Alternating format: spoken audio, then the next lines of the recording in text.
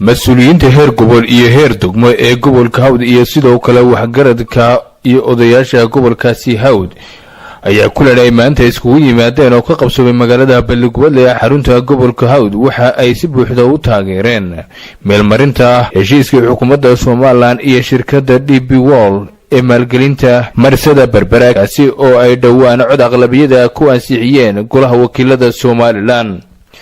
mas-uuliyiinta heer gobol iyo heer degmo ee gobolka Hawd iyo guud ahaanba waxgaradka iyo odayaasha gobolkaasi Hawd waxa ay xukuumadda Soomaaliland ku bogaadiyeen maalgelinta lagu sameeyo dekedda magaalada Berbera isla markaasina waxa ay arrintaasi ku tilmaameen tallaabo horumarineed oo u soo kordhay guud ahaanba qaranka Soomaaliland.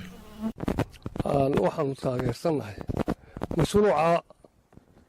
dekedda ee haddii alla yidhaahdo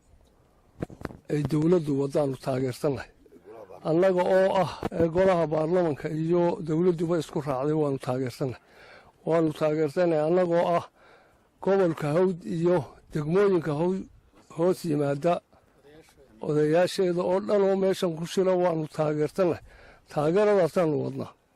waanu taageersanahay dekedda Berbera haddaanu nahay gobolka Hawd iyo degmooyinka la falgala ee uu xukumo dhammaan halkan aanu ku dhannahay waananu ku raacsanahay oo waanu taageersanahay mashruuca baarlamaanku asriciyey ee dekedda Berbera si toos ah oo farxad ku jirta ayaanu taageersanahay anagu xagaradkiisii waxaanu halkaa aanu u taagannahay macnihii dekedda Berbera baarlamaanka iyo dawladdu ansixiyeen gobolka Hawd haddii aanu nahay annaguna waanu taageersanahay hambalyo ayaanu leenahay in taageerada aanu u muujinayno mashruuca DP World ee dekedda Berbera ay baarlamaanku ansixiyeen waxaanu leenahay baarlamaanka hambalyo waa ku guulaysateen waa guul ay gaadhay Soomaaliland horumarkeeda waa ka shaqayseen sidaa iyo si lamid ah hawlaha kalena la idinka baahan yahay ilaa dekedda nabadgelyo noogu dhameeyay ilaahana garansiiyo nacfiga dekeddaasi ay leedahay inaanu wada fahanno ilaahay qalbigeeda ku wada riday ayaanu mahadnaqaynaa waxaanu ambaliyanaynaa dhammaan ummadda wada fahantay nacfiga inoogu jira wada fahantay nabadgelyada hadii aynu ku wada qaadanay annaguna hambalyaanu idinka leenahay halkaa aynu ku hambalyanayna qoladii nabadgelyada noogu dhamaatay nacfiga inoo leedahay haddaynu wada fahanay hambalyaan leenahay waxaanu leenahay haddaanu nahay gobolka Hawd iyo degmooyinkiisa hoos yimaada iyo maayirada waxaanu leenahay hambalyo madaxweynaha iyo baarlamaanka intaba waxaanu ku hambalyanaynaa go'aanka fiican ay gaadheen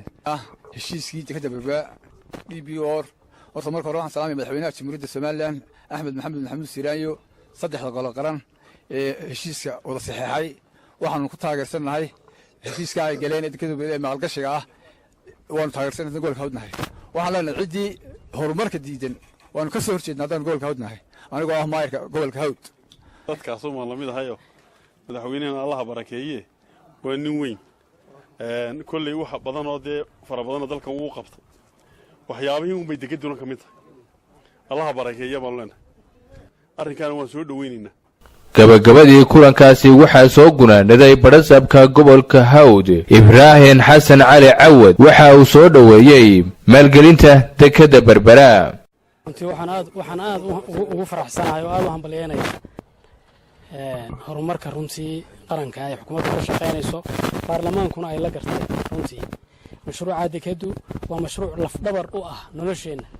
waa mashruuc aqoonsigeennii lafdhabar u noqonayo oo dhagaxii ugu horreeyay aynu qaadayno noqonaya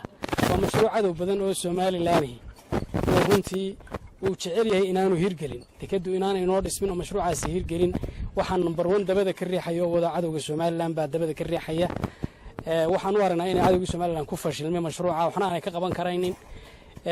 baarlamaanka xukuumaddu way soo dhigtay madaxweynuhu ka shaqeeyay